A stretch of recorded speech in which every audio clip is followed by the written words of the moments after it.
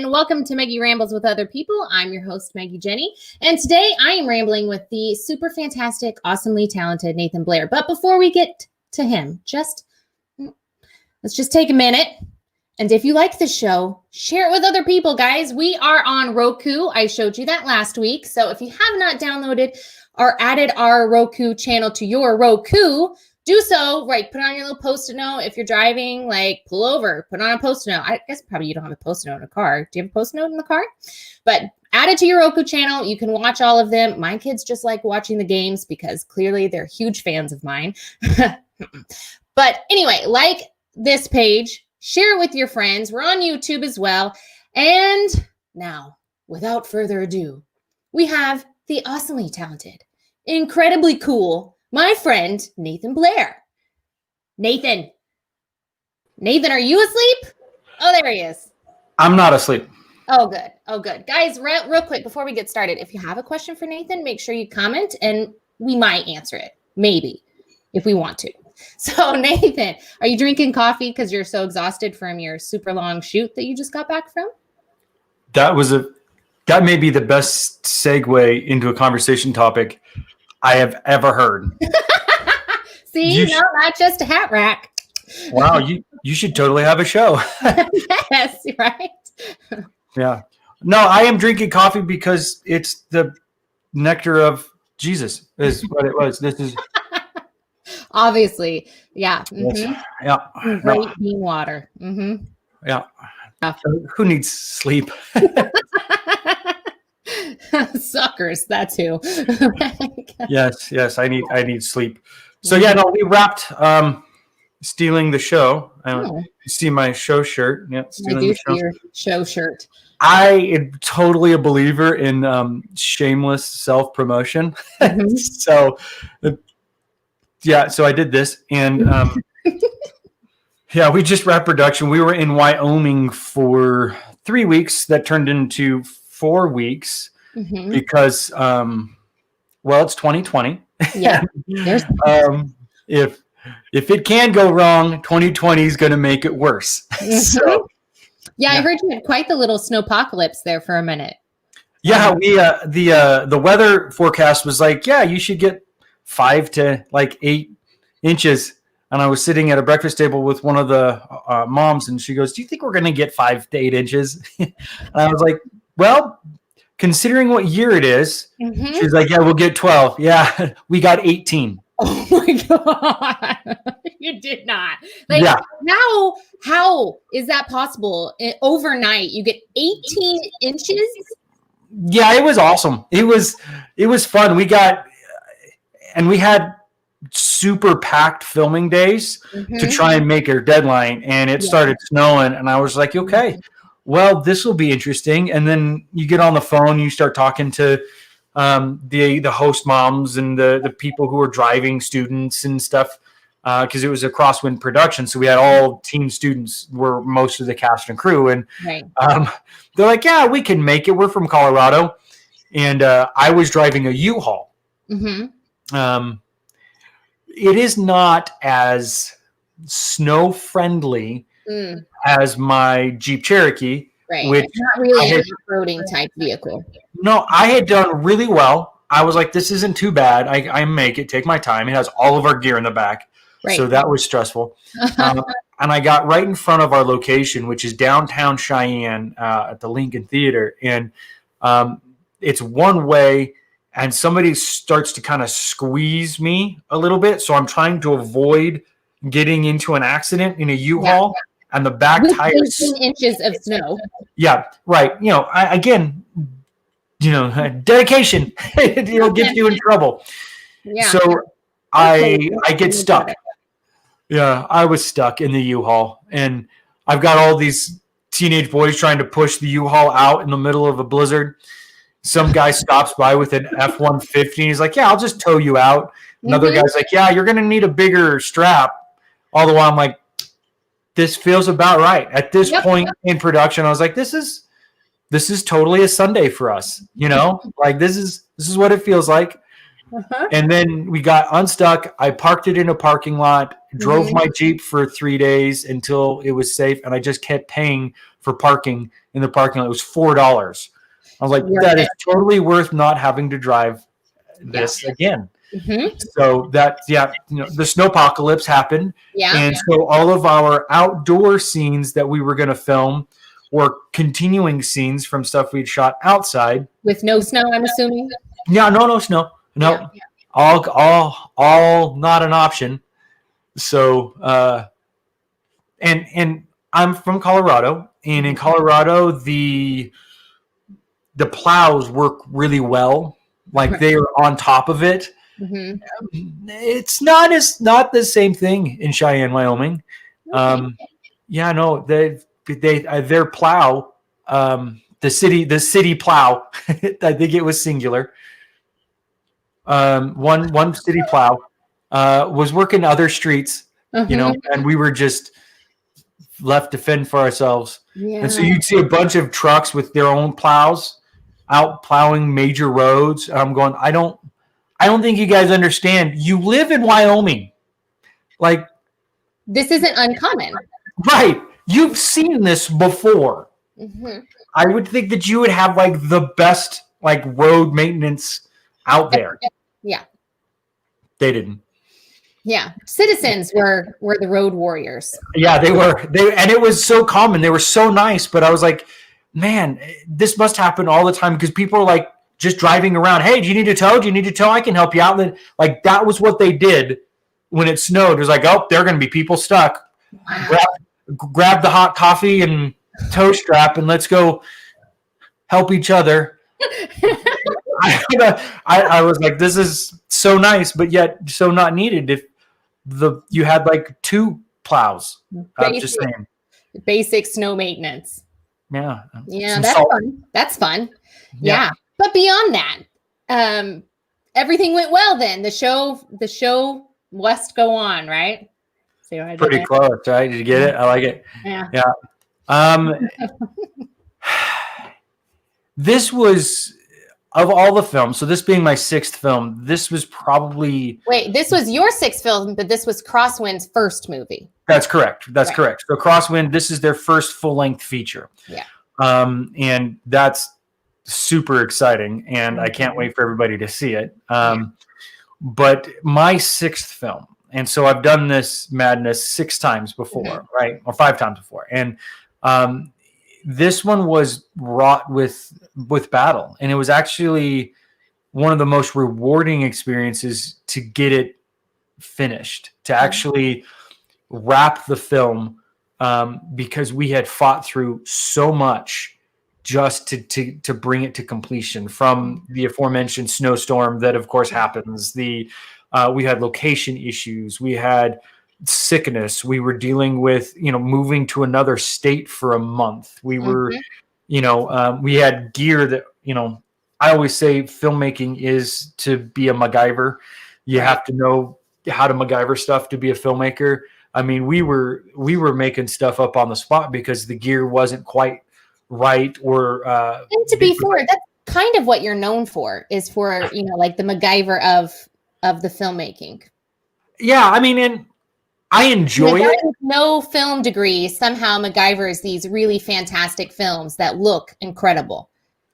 Well, gosh, thank you. You're welcome. I'm just gonna let that hang out there for a minute. We're gonna make it awkward, guys. I like MacGyvering, but when I'm like, I think we gaff taped and zip tied a shotgun mic to one of our cameras to do scratch audio, because we realized that particular camera, the onboard mic, didn't make it up there. And so that's fun. That was the quality. So at times, and then we had such a great equipment. So Lens Pro to go gave us a kind of a cool discount, and so we were able to rent a lot of gear. And I fell in love with some stuff that one of these days I'm going to own. And I became like fascinated with what I could do with these lights and The fall of you're already so good at. Like, these are the things that you're already known for being so good at, is creative lighting and using lighting to help tell the story. Well, and I enjoy it. And it's one of those things, like, I've watched a lot of the playback, and a lot of the students that were on set, they're my students in either some sort of class that I teach, photography or film or script and screen or whatever. But a lot of times when we talk about cinematography, I never mention like a vast majority of our industry's films, if that makes sense, in the nicest way I possibly could. That was creative. Thank you. So moving on to less horrible things to have said about somebody. One of the things I always talk about is light is the most important thing, right? Like, if your lighting is awful. Which is why his lighting is so much better than mine right now, guys. He's good at it. I gotta be honest with you. I've spent about 2 minutes setting up my light for this. But he knows how. That's the thing. Sorry. Yeah, no, it was. No. It's all right. It's all right. I do. I'm just going to cry later. It's fine. It's totally. I'm sure somewhere in there is a producer who can like color correct that and be like, oh, it'll look fantastic. Yeah, totally. Yeah, it's good.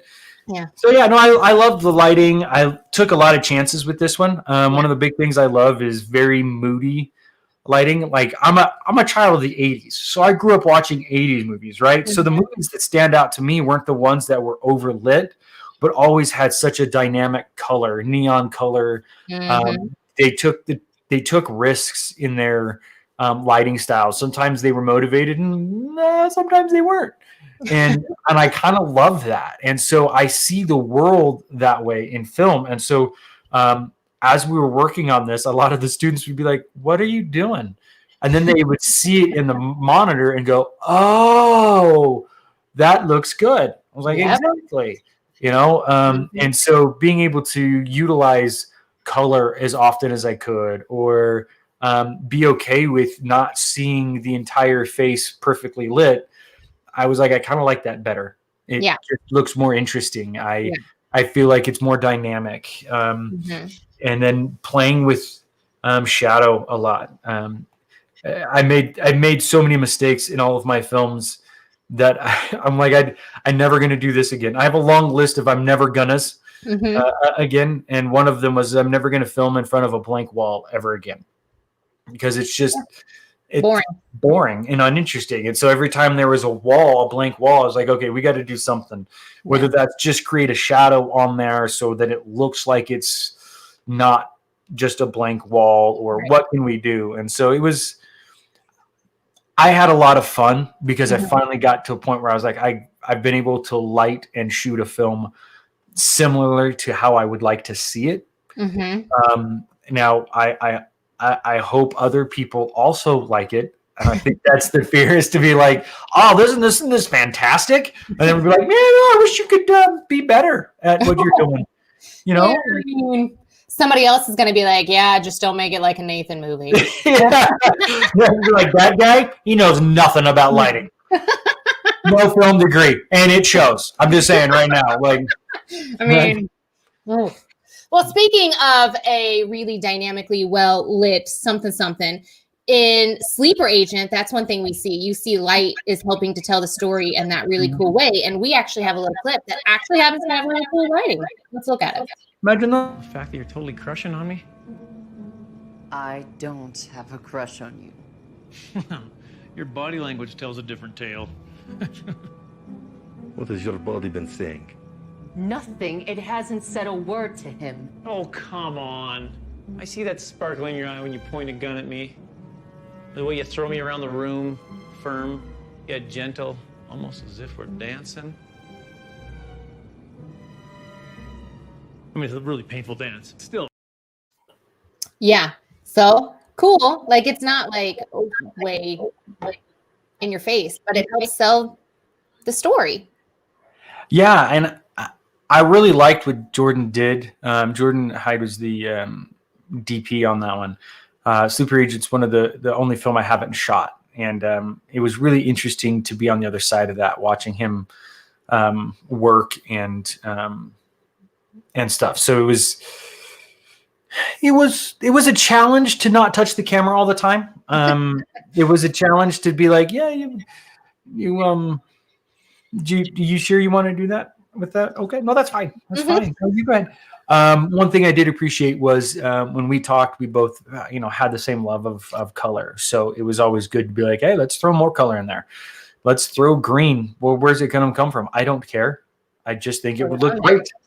That's probably the graphic designer background in me that comes out where I'm all use a lot of color to motivate a lot of stuff. So yeah. And it's always so helpful when you get to shoot a scene with extremely talented, funny people. Like Sleeper Agent was easy to shoot simply because they were so funny all the time. Well, that's my question. Did it make it funnier because you couldn't get people to get it together to be able to get your shots because they were giggling?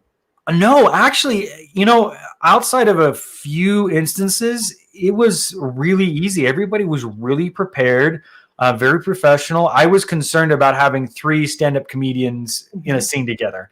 I was like, this. I don't know if I'm gonna be able to wrangle this thing. But they did a great job. They came in and laid their lines down, and any ad lib that they did, they would wait till a scene was done. They gave me what was written first, and I didn't feel like they needed to come in and change a bunch of stuff. It was really, really comfortable. I think the biggest ad libs came from Heath Arthur, who was Chad Rogers, Agent Rogers, right? And he would add little sprinkles of stuff, but I'd work with Heath so many times that he knew, kind of where I would be okay with it and where I wouldn't be. And his line, I wish Leland and I could take credit for "you're the wateriest stuff on top of yogurt," but we can't. That is all he dropped that thing out of nowhere. And Brad Mix and I were in another room watching playback monitor. I was biting my hand trying not to laugh because I was like, that's stinking hilarious. And Heath always laughs. He's like, I didn't think it was funny because Lily didn't laugh. And then when the scene was done, he was like, I guess that wasn't the funny. And Lean's like, no, it's hilarious. It was great. Use it. It was hilarious.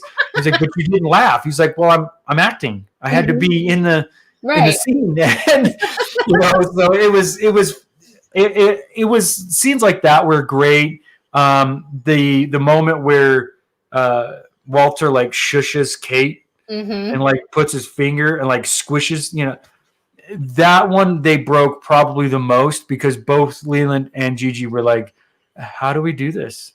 Like, this is too funny. This is not. And it is funny. Let's be real. It's hilarious and awkward too to watch. Like, ew, he's touching her. Stop it. Yeah. No, I still don't know how, like, something's wrong mentally with Kate that she like totally finds Walter attractive and is like, I love this guy. He's so cute. But I want to be like, yeah, no, I don't.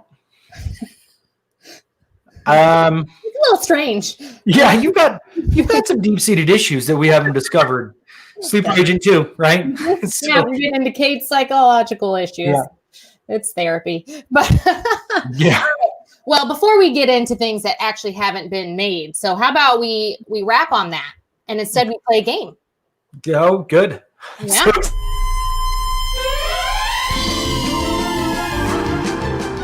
It's time to play Liar, Liar, Pants on Fire with Maggie.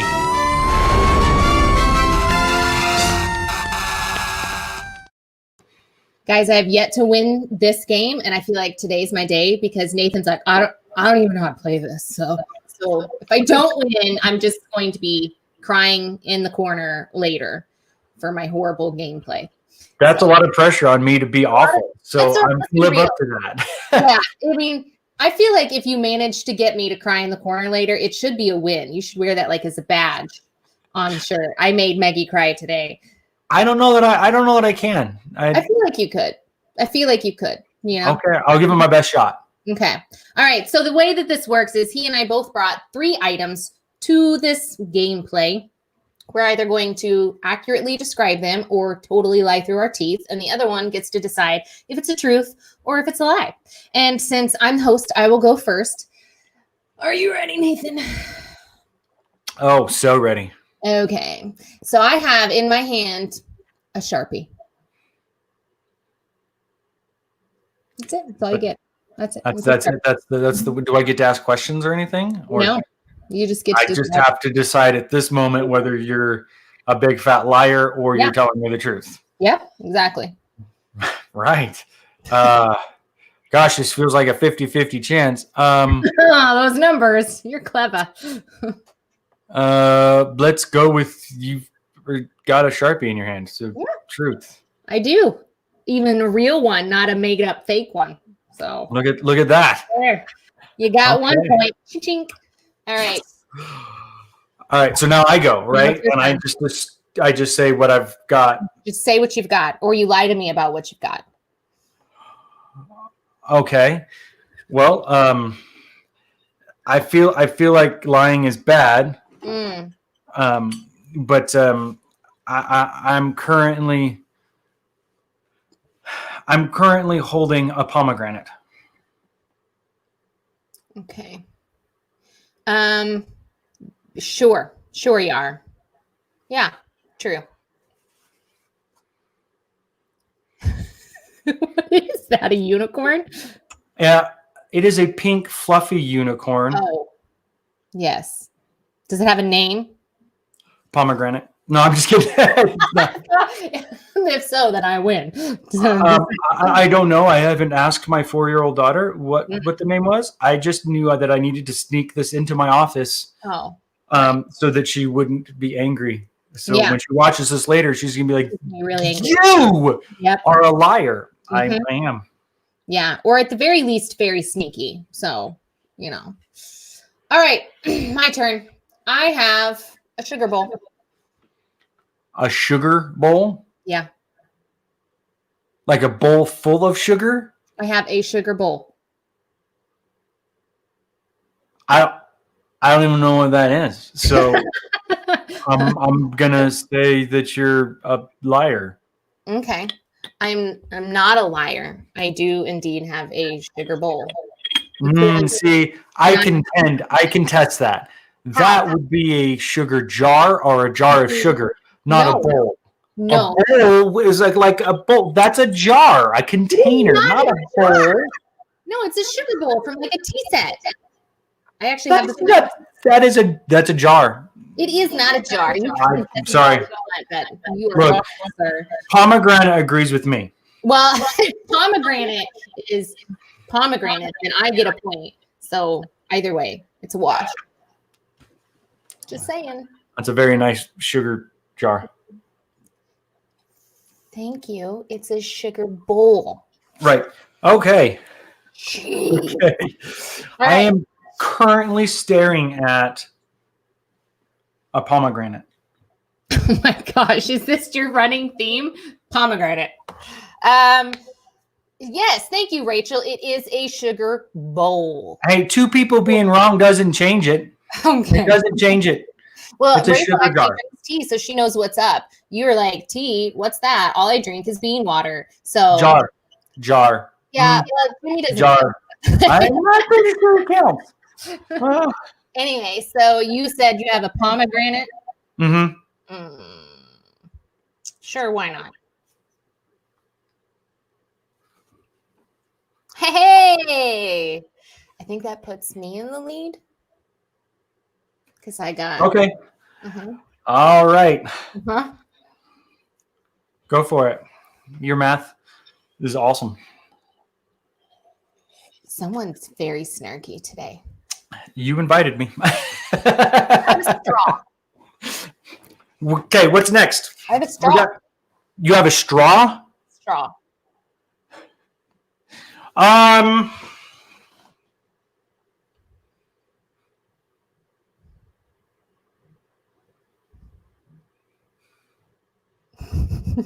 Gosh, see, now I'm like trying to be all strategic, and I just don't know if you're that strategic in what you're doing. Well, I've lost every game, so right, that's my point, and I don't want to be that person that totally loses. But I know I don't know how to tell. So I'm gonna go with true, because Shannon said so. I do have a straw. Thank you, Shannon. Yeah, I do indeed have a straw. I may or may not have used it for my smoothie this morning, so it's not clean, but I have one. We didn't care, right? As long as you have one, that's all that matters. Right, all that matters. Okay. So it's now tied, right? Yes, we are. And so if I'm telling the truth or telling a lie and you get it wrong, I then win, right? And if you get it right, I lose. Wait, how could we be tied though? Because we could be tied. Could we? Are we tied? We're terrible at scorekeeping. I'm pretty sure, because you got one wrong. Remember pomegranate? Pomegranate was wrong. And then you got right. You keep trying to think that that's a bowl, but it's a jar. So we said the bowl. Straw. So that would be, tied. Okay. So the question is whether or not I currently have a gun on my desk. Oh, wait. Yeah. A gun on your desk? True. I'm going to go with true. Yeah. It's not real, folks. It's a prop. I promise. Whether it is or not, I don't care. All I know is I actually won this game, and I'm going to be a good sport about it for now. I think the jar bowl thing is still very much so in question. It's not. But don't worry. I'm gonna take a sip of coffee from my saucer. You know what? You can disagree with me all you want. But I choose to do that then, yes. The lie doesn't make it a truth. Wow, did you just do that while we're playing Lights, Pants on Fire, Liar, Liar, Pants on Fire? Sure did. That's like totally setting somebody up. You're a liar. You need Jesus. Hey, this was the game. It is the game that I won, sucker. Anyway, if you I'm such a horrible sport. No one's ever going to want to play these games with me again. Be like, I saw how you treated Nathan. That was terrible. Anyway, I deserve it. Yeah. Anyway, so we're going to plug Nathan now as like your participation trophy gift. So Nathan, you can find him on social media. You can find Crosswinds, which is the nonprofit organization that actually produced To Steal the Show. You can find some information about the cast, probably some behind the scene photos, and you can also donate towards their production there. You can find them on social media as well, on Instagram and on Facebook. So be sure to follow them along, guys. It's a fantastic production. Its goal is to feed into the next generation of filmmakers. So I strongly encourage you look it up and see what's going on with that. Nathan is all over Facebook, the Instagram, and you can find Sleeper Agent at Christian Cinema and where else? Prime, Amazon Prime, PureFlix. I'm pretty sure it's just about everywhere other than Netflix. There you go. So you can find it everywhere but Netflix. Perfect. Yeah, that's fine. Yeah, that's fine. Whatever. Nathan, thanks for joining today. I appreciate it. And your well-lit little room. I have to make up for the fact that I don't have a sugar bowl. No, not everyone can. It's all right. It's all right. I won't hold it against you. But please join us on December 2nd, where we have Shannon Fields. Yes, I know she was supposed to be here today, but she wasn't. We had Nathan instead, and it was fantastic. But she will be here December 2nd. Also, make sure that you like and share this video on Facebook. Guys, we're doing a bonus show, okay? December 16th, we're doing a bonus show, and we're giving away gifts.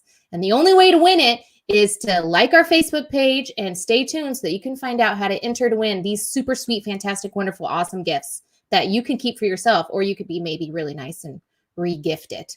I wouldn't. I'd keep it. But obviously you've seen the kind of sport I am today. Thank you so much for joining us. Make sure you download us on Roku because we're super cool. I guess it's not download. Add our channel on Roku because that's cool. And in the meantime, be awesome to each other. Love one another. Make a friend. Make it weird. I'm your host, Maggie Jenny. See you later.